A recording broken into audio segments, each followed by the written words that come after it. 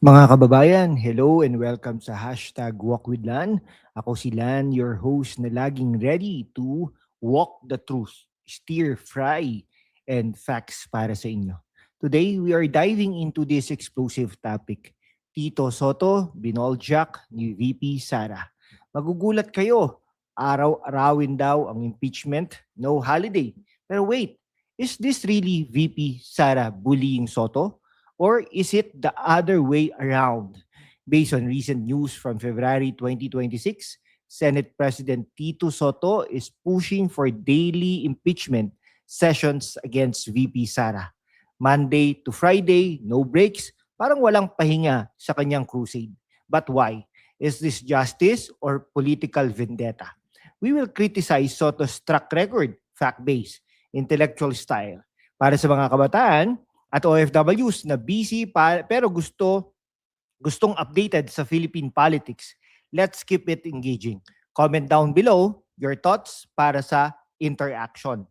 Una, let's set the scene. Ayon sa reports mula sa Inquirer at PhilStar noong February 2026, dalawang impeachment complaints na laban kay VP Sara Duterte. Betrayal of public trust, graft over confidential funds, alleged threats, at links to EJ case. Transmitted na sa House Speaker at si Soto, as Senate President, nagpre-prepare na for trial. Sabi niya, araw-arawin ang session para mapabilis. In a GMA interview, he's briefing with lawyers from CA, no? Court of Appeals, and CTA, Court of Tax Appeals. Pero bakit? Parang siya ang nagmamadali. Critics say it's to pressure the Dutertes.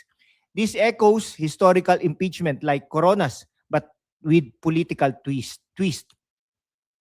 Parang Itbulaga segment, pero instead of games, it's political gamesmanship. Para sa mga kabataan, think about it. Does this speed up justice or rush judgment?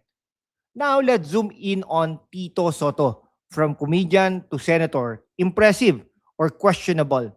Noong 2012, plagiarism scandal sa kanyang anti-RH bill speech, kinopya niya ang blog ni Sarah Pope without citation at translated parts of Robert F. Kennedy's speech. Ethics complaint filed but di umusad. Sabi niya, why quote a blogger? Pero hello, intellectual property. Critics called him social media's whipping boy. Fast forward tayo, 2017, na joke about single mothers, insensitive, sexist, lambasted by VP Lenny to netizens. Parang joke sa Itbulaga, pero di nakakatawa sa real life. Para sa OFWs, imagine niyo explaining this to your kids abroad. Outdated mindset. Oppose sa RH bill seen as anti-women's rights. After SC ruled, previews, Sara impeachment unconstitutional. Soto pushes Chacha, constitutional adventurism, sabi ng analyst. Accused of being a trying hard comedian against Supreme Court justices. Bakit criticize Soto natin dito? In the 2026 context, failed Senate coup against him triggered by Amy Marcos removal per PhilStar. But he links it to the Sara's impeachment. Suspicious. Sabi sa Manila Times, he is intensifying preparations. But if ousted, no trial per Drilon. Is he using the Senate for personal agenda? As Senate President, he presides over trial. Pero with history of biases, parang directing his own impeachment show. No holiday breaks. Pero for whose benefit? Pause here, mga viewers. Ano sa tingin ninyo? Bias si Soto, if you agree? Para sa mga kabataan, this shows how old guards cling to power. OFWs compared to international politics. Fair trial ba ito? Mga kababayan, sa mundo kung saan ang kasinungalingan ay nangingibabaw, ang katotohanan ang unang sinisikil. Pero kasama kayo, magpapatuloy tayo sa laban. Walang takot, walang kinikilingan, at laging handa para sa bayan. Sumali na sa aking YouTube channel membership sa hashtag #WalkWithLan at tulungan natin ang channel na maabot ang 100,000 subscribers. Ang inyong suporta ang susi sa kalayaan natin para ipagpatuloy ang pagbabalita ng katotohanan. Salamat at kita-kits sa laban. So, what does this mean? Soto's push for araw-araw impeachment could backfire, seen as overreach. Overreach.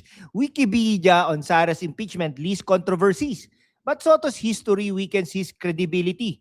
This highlights Senate crisis of trust per Philstar analyst. Parang all joke na di na nakakatawa. Time for fresh voices. Para sa mga kabataan at OFWs, vote wisely. Demand accountability. Ngayon, si Soto's scandal versus ideal leader. Siyempre, ang ideal leader natin, di ba? Alam niyo na, plagiarism, integrity issue, na no joke, sensitivity lack, chacha push, adventurism rest. Ano yun? Di ba? That's our walk today, folks. Okay? Tito Soto under the microscope. Okay? Fact-based, no sugarcoating. Like, share, subscribe para sa more content. Comment your takes below. Okay, more on VP Sara. Salamat at keep working the truth. Walk with Lan. Okay, ito naman ha. O, pakinggan po natin mga kababayan. Welcome back sa hashtag Walk with Lan. Part 2 po to, part 2. No? Okay, stirring up the facts para sa inyo. Today's topic natin, si VP Sara Duterte, ang tunay na bayani. Impeachment niya laban sa mga kaaway. Walang takot, walang pahinga. Amid 2026 impeachment grabs threats, si Sara stands strong, pero focus tayo sa positives. Her achievements as Inday Sara, intellectual, fact-based, praise para sa mga kabataan at OFWs. Let's celebrate her wins. Engaging style. Una, the drama. February 2026, complaints versus Sara, confidential funds, EJK links per Wikipedia and Philstar, but Supreme Court ruled previous ones unconstitutional. Soto pushes daily trials, pero Sara's camp denies plan. She sworn rebels to end protracted war as NTF-ELCAC co-chair. Parang action movie Sara as the hero, fighting back. Para sa mga kabataan, this shows resilience in politics. Let's praise her track record, no? As Davao Mayor 2010 to 2013, 2016 to 2022, boosted GRDP from 3.9% to 7.1% in 1 year. 36 awards for governance, tourism, health, peace, 9/11 program address communist, rebellion, human-centered way. 117 awards from 2017 to 2021, including top performing mayor 93%. Parang superwoman, mayor by day, peace builders by night. Para sa mga OFWs, her Davao model inspires efficient governance abroad. As Vice President since 2022, expanded OVP, satellite offices, disaster ops center, first 100 days, face-to-face classes in 47,000 schools, medical aid to thousands. 2025, aided 73,000 calamity families, planted 1 million trees, 460,000 learning kits, libreng sakay for 875,176 commuters, unqualified COA audit transparency, partnerships with DOH, international meetings, even Mandarin greetings to China. Resigned from DepEd at NTF-ELCAC in 2024, but legacy remains. Sara's first list longer than impeachment complaints. Anong favorite achievement nyo sa kanya? Comment down below.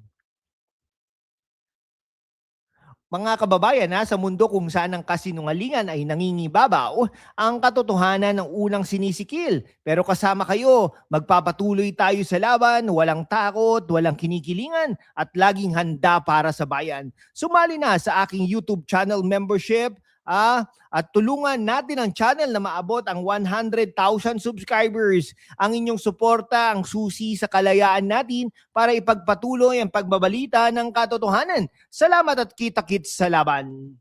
Okay, Sara's achievements, mga kababayan, ay outweighing controversies.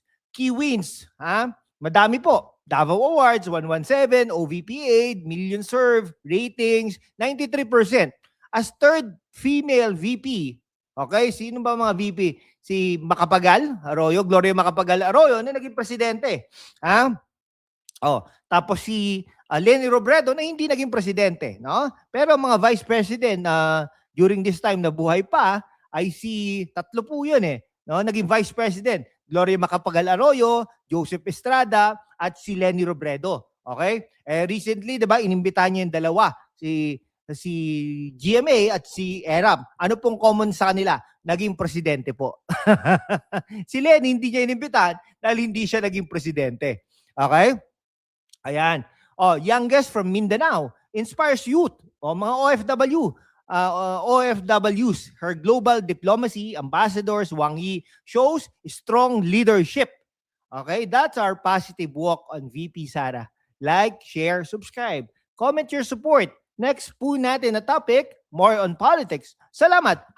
#WalkWithLan at mabuhay po ang Pilipinas.